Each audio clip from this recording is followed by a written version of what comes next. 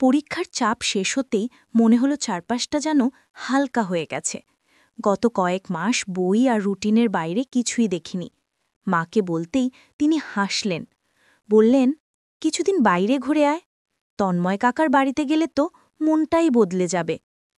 বাবার খুব কাছের বন্ধু তন্ময় কাকা ছোটবেলা থেকেই আমাকে স্নেহ করেন। তার বাড়ি শহর থেকে একটু দূরে, নিস্তব্ধ এক পরিবেশে, চারপাশে ফুলগাছ, পাখির ডাক আর ভোরবেলার কুয়াশা। এমন জায়গায় কেউ গেলে মন ভালো না হয়ে উপায় নেই। আমি ঠিক করলাম কয়েকদিন সেখানে গিয়ে থাকব। বাড়িতে পৌঁছনোর মুহূর্তেই কাকিমা দরজা খুললেন। তার চোখে সেই চিরচেনা শান্ত হাসি, পরিপাটি শাড়ি পরা, চুলগুলো খোপায় বাঁধা। তিনি বললেন, আসো রাজ, আমরা তোমার অপেক্ষাতেই ছিলাম।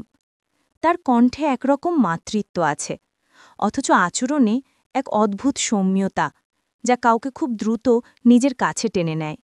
ঘরে ঢুকতেই দেখি কাকা বেরোনোর প্রস্তুতি নিচ্ছেন। ব্যস্ত মানুষ, অফিসের কাজের চাপ প্রচুর। তিনি বললেন, রাজ, নিজের মতো থাকিস, দুদিনে অনেক ফ্রেশ লাগবে।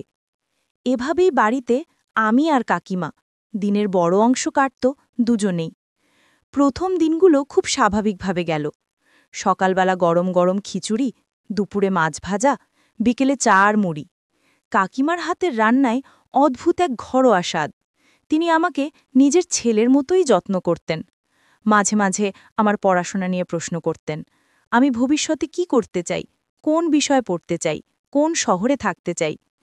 এত শান্ত মার্জিত আচরণের মানুষ খুব কমই আছে। তন্ময় কাকা প্রতিদিন রাতেই দেরি করে ফিরতেন, তাই বাড়ির সবচেয়ে নীরব শান্ত সময়টাই ছিল বিকেল, যখন বারান্দা দিয়ে রোদ একটু একটু করে সরে যায় আর বাড়ির চারপাশে পাখির ডাক বাড়তে থাকে। সে সময় কাকিমা বাগানে দাঁড়িয়ে গাছের পাতা ছেটে দিতেন। আমি বই নিয়ে বসতাম কখনো, আবার কখনই গল্প করতাম। তার কথা বলার ধরনে একটা আশ্চর্য শান্তি, যেন কারো সাথে কথা বললে মন ক্লান্ত হয় না, বরং হালকা হয়। সেই পরিবেশে থাকলে যে কোনো কিশোর সহজেই মুগ্ধ হয়ে যেতে পারে। আমিও হয়েছিলাম। দিন যতই এগোচ্ছিল, আমার ভেতরে ততই এক অদ্ভুত কৌতূহল জন্মাচ্ছিল। এই মানুষটার সম্পর্কে আরও জানার, তার ব্যক্তিজীবন সম্পর্কে কিছু শোনার। সেই কৌতূহল প্রথমে ছিল খুব সাধারণ, কিন্তু ধীরে ধীরে তা যেন বাড়তে লাগল। আর ঠিক এই জায়গাটাতেই আমার ভুলের সূত্রপাত। মানুষ যখন নিরিবিলি আর সৌম্য কারো কাছে থাকে, তখন মাঝে মাঝে তার মধ্যে ভুল অনুভূতি জন্মাতে পারে। এই অনুভূতি ঠিক কী, তা বোঝার মতো পরিপক্কতা তখন আমার ছিল না। একদিন বিকেলে হঠাৎ বৃষ্টি শুরু হলো। আমি বারান্দায় দাঁড়িয়ে বৃষ্টির গন্ধ শুঁকছিলাম। কাকিমা এসে আমার পাশে দাঁড়ালেন। তিনি বললেন, বৃষ্টি মানেই আমার পুরনো দিনের কথা মনে পড়ে। এতদিনে প্রথমবার তার মুখে শুনলাম এমন ব্যক্তিগত কথা। আমি জিজ্ঞেস করলাম, কোনো বিশেষ স্মৃতি? তিনি একটু দূরে তাকিয়ে বললেন, অনেক স্মৃতি আছে রাজ। কিছু স্মৃতি মানুষ মনে রাখে, আবার কিছু স্মৃতি ভুলে যেতে চায়। কথাটা গভীর ছিল, কিন্তু আমি ওর ভেতরের ব্যথা বুঝতে পারিনি তখন। সে রাতে একটা অদ্ভুত ঘটনা ঘটে গেল। আমি ঘুমোতে যাবার আগে দেখলাম কাকিমার ঘরের দরজার নিচ দিয়ে আলো আসছে। বাড়িতে সব নিভে গেছে, কাকা ফিরতেও দেরি হবে, অথচ তিনি এখনও জেগে আছেন। এমন সময় ঘুম ভাঙলে কৌতূহল স্বাভাবিকভাবেই কাজ করে, কিন্তু আমার কৌতূহলটা ছিল ভুল কৌতূহল। মনে হলো, উনি কি করছেন, কেন এত রাতেও জেগে আছেন? আমি পা টিপে টিপে তার দরজার সামনে গিয়ে দাঁড়ালাম। ফাঁকটা সামান্য খোলা ছিল, ভিতরের আলো দেয়ালে একটা দীর্ঘ ছায়া ফেলছিল। আমি মাথা একটু এগিয়ে উকি দিতে গিয়েই দেখলাম কাকিমা বিছানার পাশে বসে একটা পুরনো অ্যালবাম দেখছেন। কাঁদছেন না ঠিক, কিন্তু তার চোখ লাল। তিনি ছবিগুলোতে হাত বুলিয়ে দিচ্ছেন, যেন কারো স্মৃতি স্পর্শ করছেন। আমি স্তব্ধ হয়ে গেলাম। আমার মনে যত ধরনের কৌতূহল, যত ভাবনা, সব যেন ভেসে গেল। কিন্তু ঠিক তখনই আমি ভুল করলাম। দরজাটাকে আঙুল দিয়ে আরেকটু ঠেলে ফাঁক বাড়াতে গিয়েই দরজাটা খড়ড় করে শব্দে করে নড়ে উঠল। কাকিমা চমকে মাথা তুললেন। তার চোখ সরাসরি আমার চোখে।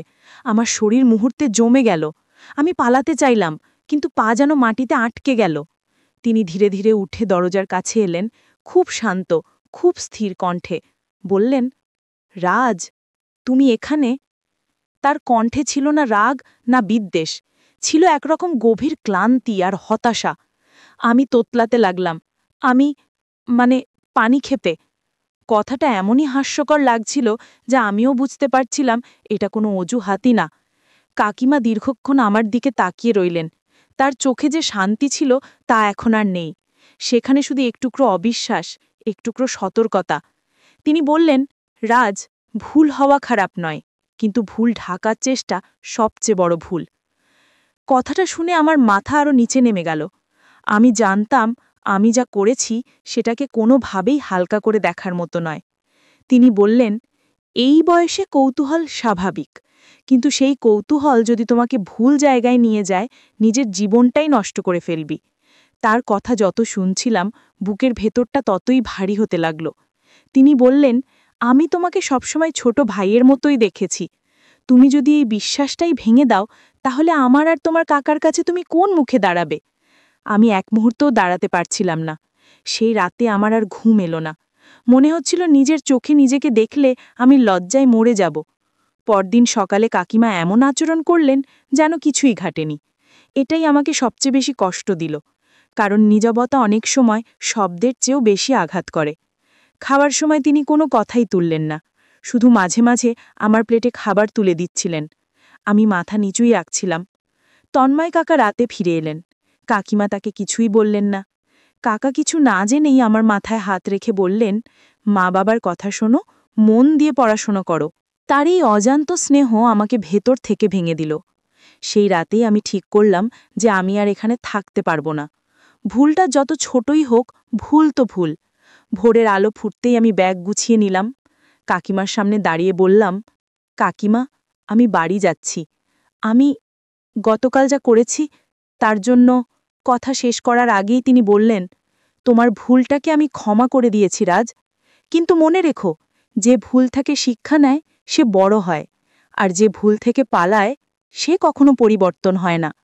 তারপর তিনি খুব ধীরে বললেন, তোমার জীবনে অনেক মানুষ আসবে, অনেক সম্পর্ক তৈরি হবে।